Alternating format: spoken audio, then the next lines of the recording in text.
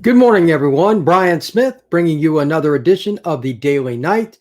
And today is Tuesday, or October the 5th. And I'm kind of looking forward to seeing how things play out this Saturday based on yesterday's press conference from Gus Malzahn, as well as press conferences from Mikey Keene, the quarterback, and Cam Goode, the defensive tackle. UCF was fortunate enough to play a pretty good game this past weekend on offense based on the fact that they had a freshman in at quarterback. And I'm still surprised that they put a freshman up at the podium. So hats off to Gus Malzahn and his staff for allowing that. With that being the case, Mikey Keene is not your normal 18-year-old. He's very articulate. He handled it very well. That's the most notable thing from his press conference was just how poised he was. So first off, I'll just go in order based on the comments that were made, things that were said from Coach Malzahn about injuries, players, things they need to work on, etc. Just kind of highlighting the overall event. First and foremost, he mentioned that he didn't really expect the offensive guys like Jalen and Isaiah to be back. That's unfortunate, but Jalen Robinson, the receiver, Isaiah Bowser, the running back, didn't sound too promising in his eyes. On the other side of that, the defense. He was hoping that some of the defensive guys would be back. He didn't name anyone by name before anybody messages me, speculates, or anything else. No names were given. He's hoping to have defensive guys back this week. We shall see. With that being stated, it's better than nothing, and UCF is desperate to get more bodies back because, as I like to say, football is violent chess. They don't have as many chess pieces right now, and it is hurting the team on both sides of the football.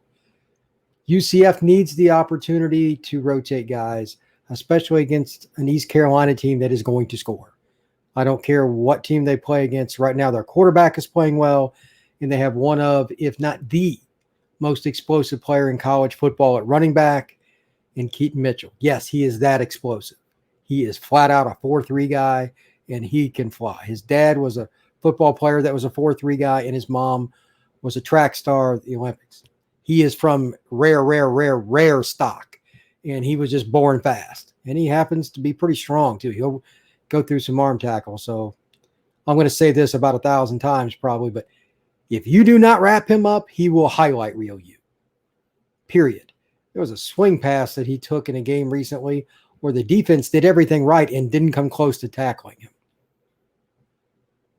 That's how fast he is. He has an angle ability. When you think you have him, well, I've got him at the right angle. Guy didn't even physically touch him. So that's why you need all your guys in rotating. Can't have tired legs in against this kid. It's not going to work. And especially Tatum Bethune, he's your starting inside linebacker. Yeah, that kind of matters. Really need him back to help go against Keaton Mitchell.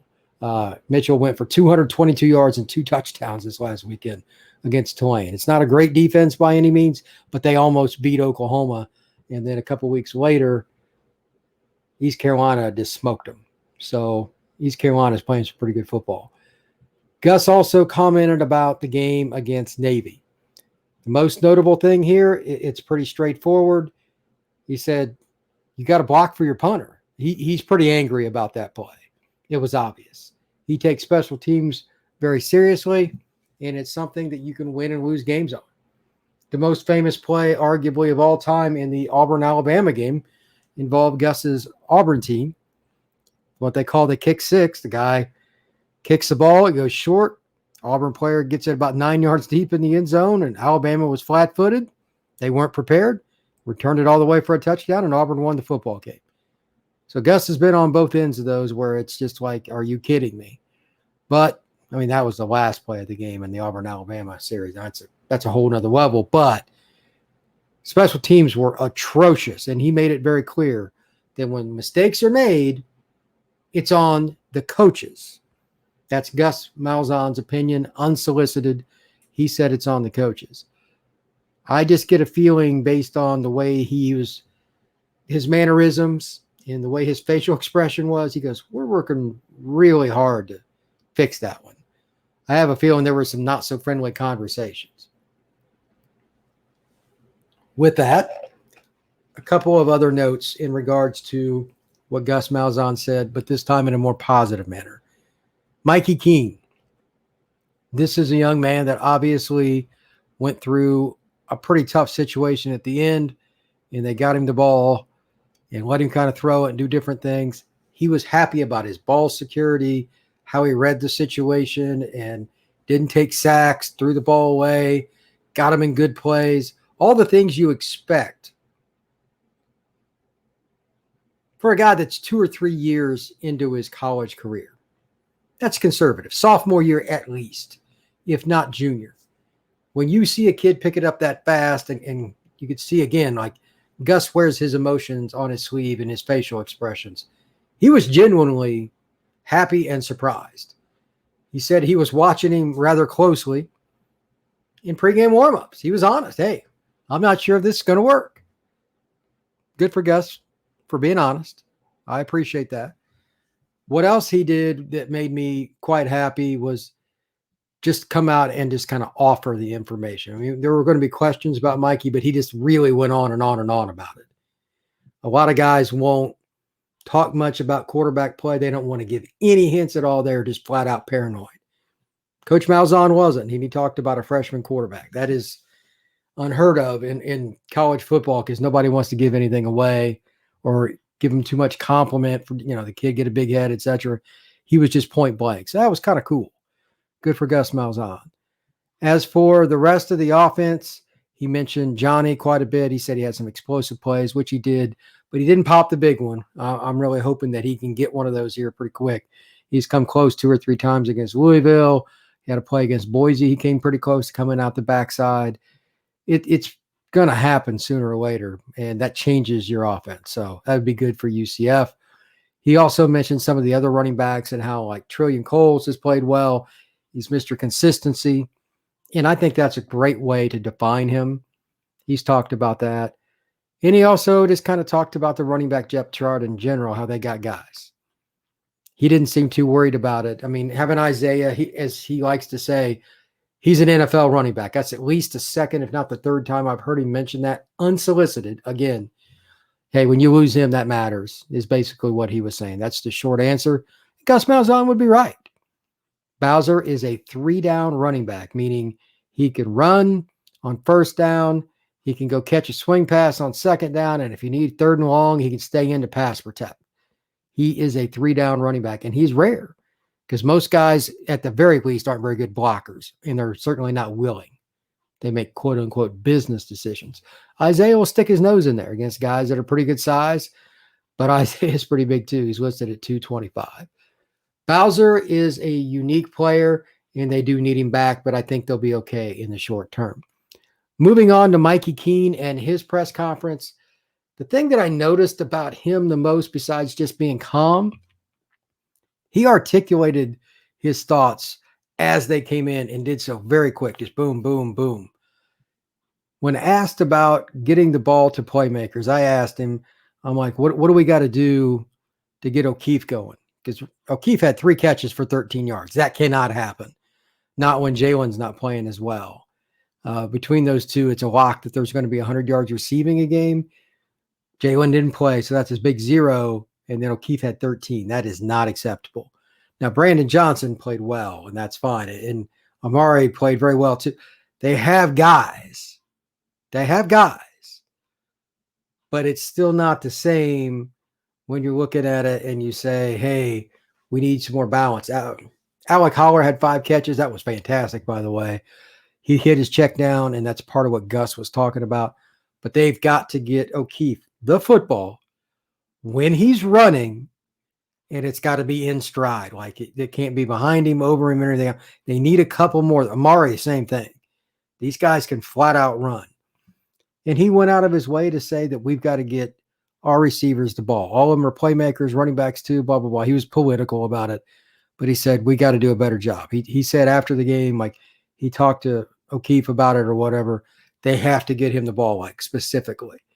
And I thought that was unique because if you can do that, it changes what East Carolina or any other defense will do against Bowser, against Mark Anthony Richards, against Johnny Richardson, etc. They can't drop another safety in the box unless they're just comfortable playing man coverage against guys that are 4-4 or better. Good luck. You're one play away from watching the scoreboard change when you do that. Keene's a pretty good deep ball thrower. Obviously, Gabriel is fantastic at it. He's proven that for 3 years. Teams need to respect UCF's running game to a point where they're not willing to play cover 2 and cover 3 all day. It's a chess match, as I like to say, but Navy kind of won that last week in a shocking way. They utilized just incredibly timed blitzes, and Fago, the big linebacker, he's just a heck of a football player. They made enough plays in the running game, guessing, shooting gaps, just flat out taking chances that UCF was caught off guard a little bit. That's going to be on film. What Mikey Keene talked about is a really good point. We have to get the ball to the playmakers. Well, to do that, you have to run the football. Think about that just for a second. What do you do to get the ball to the playmakers? You create space. And one of the reasons you get the ball to the playmakers is just to get it out there and let them do their thing. And that's fine. Look passes, screens. That's certainly going to be a part of the offense moving forward. But you have to be able to hit them on crossers, out patterns. 10 plus yards down the field is the first time they touch the ball. UCF stunk at that with 2 players. Amari, he had a nice end around for a touchdown, but he didn't catch any bombs, and neither did O'Keefe. Navy was scared to death of those 2 guys. They just ran cover 3 in the second half, said, screw it. We're not going to have any part of this. That can't happen. So my question ended up being a lot more information than I thought it would. And Keene went in depth just on his own, but I thought that was intriguing. The other thing I'll say about him, and I'm sure it's not surprising based on the information I already provided to everybody here, if you haven't seen his press conference, he's not afraid of anything. I don't know what it is. I don't know if it's upbringing. No clue. He does not fear the moment at all. One of the more unusual young men that I've been around, interviewed, and I've been around football a very long time. I'm very proud to say that I'm going to get to see this kid over the next 3-4 years, watching him play for UCF, because there's going to be some pretty cool moments. Guys that have talent throwing the ball with that poise, they do well. They do well. Mikey Keene is no different. The only other thing about him that I will say, I just get a feeling that he feels like he should have done something at the end of the game. He felt uncomfortable with the interception at the end beyond just throwing a pick, like it's on him. There really wasn't anywhere to go. Davey did a pretty good job with coverage from what I could tell, but not being there, I'm not 100% sure. It's just he didn't feel comfortable with it. And it was the one time when he answered something that it was a little hesitation, if you will, a little bit of a pause. Keene was the second speaker, and he was really good. The third one was Cam Goode, the defensive tackle. He's a Maryland guy, so it was kind of a homecoming for that big guy. He did something that most guys really won't, especially in a close game. He went out of his way to congratulate Navy. Good for him. B, he went out of his way to say, hey, those guys signed up for the military. Those are some really tough dudes. I wish them nothing but best, but along the way. I mean, he was like really complimentary of their effort and everything. Like he respected how they played. That was cool. And then he just talked about the grind, because they are shorthanded up front. Losing even one guy is important, but they lost Ricky Barber, a guy that's going to play 35 plus snaps. That's a lot to lose at a spot where it's just there aren't many guys that are 310 that can move, and Ricky is 310 and he can move. Football is hard when you lose D tackles. He talked about the ability to kind of get hit, go through it, take the bumps, take the bruises. He's got to keep playing. It was hard. You could tell it was like his facial expression too was very easy to read. Cam was not happy about the situation, but you got to grind. Sometimes you don't get a breather when you really would prefer to have one. He also said that they had the opportunity for several people to speak, Mikey Keene included, after the game, talking to each other about what do we have to do to get better. And you could tell it was like a relief right off that man's chest. He was happy about the way they had played, but not good enough to win. He understands that. But like, what's the little bit left? What do we have to accommodate ourselves with to come out with a W in the next game? It was very professional. I was shocked when I first started running this site in June about how professional the actual adults were on the staff. But those are adults. Those are people that are with, all kinds of experience, people with graduate degrees, etc. The recruiting office, the front office, Terry up at the AD, everybody around the program has been professional. It's cool to see that with a guy who gets a chance to play in front of his home crowd, doesn't come out the way he wants, they lose a close game, and he's super professional. So good for Cam, good for UCF. As for this next game, he said that a lot of people spoke up, including Mikey. He said Dylan, etc. So he's still involved, and directly so. That's very important. And finally, I just get the point that they just know they have to be more of a mesh. That's just my own personal take, talking about the defense here specifically. They gave up a few gash plays. They weren't 70-yarders per se to Navy, and they're not going to play another option team, thank goodness. And I'm sure Cam Goode and the D linemen are happy not to be getting chopped all day. One of the first plays in the game was a chop block against Kalia Davis. Guy hit him high and guy hit him low. It's dirty as all get out. But the next thing that there has to be is just execution during a game. I've written about it this week. I've talked to guys about it this week. I even ran into Big Cat after the press conference, talked to him for a couple of minutes, said, hey, I wrote it today. We got to see more production out of you. And he didn't disagree. He's fired up to go against a normal offense, I'll tell you that. He's real fired up to go up against a normal offense. Nobody likes playing the option. It's a defensive lineman or edge rusher like Big Cat. That's not a good time. He said, I know they're going to chip me. I just got to play half a man and get to the ball carrier, or the quarterback, whichever it may be. So I was kind of excited about it. But he's a microcosm of what Cam was talking about. They're all on the same page. They feel comfortable. It's kind of an exhale. So with that, I'm going to wrap it up. Going to be a pretty interesting day in terms of information. Going to have some recruiting stuff coming out later today, possibly some tomorrow on Wednesday as well. There's a few recruits that are going to be coming up to visit UCF. One of them's from Atlanta that I spoke with one of his coaches, and it's a key player. And there's a few things going on the recruiting side that are interesting. I stopped by Apopka High School, and I saw Caven Call. I saw Nakai Martinez, the commitment for UCF today on the way back from Gus's press conference. And I'm kind of getting interested in recruiting again. September is a terrible month for recruiting. There's usually not much information. This year was no different. We're almost to the point where it starts picking up again in mid-October. We're a week or so away, just traditionally. So look for some more news coming out about recruiting. Kids will be on campus for visits, but the push for new guys that you see film, hey, this kid's good, we're going to offer him. That kind of stuff is going to start popping up. And I'm not talking about underclassmen. It's inevitable now. There's going to be a couple of kids that are seniors. Every school says, hey, this is our list, blah, blah, blah. Well, you watch film and you see somebody else. Somebody's a late bloomer. It's going to happen. Who is it? What position? What state? No idea.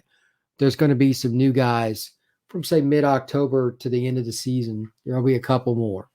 UCF will probably bring in some more visitors for officials during this fall, and they might have a banquet or something after the season. I haven't heard anything official yet on that. But look for some recruiting news coming up. Got a couple of things in the works, a couple of kids to call. Coaches have told me I need to get a hold of their kids, so I'm going to do that over the next couple of days. But anyway, everybody have a great morning. I will talk to you soon.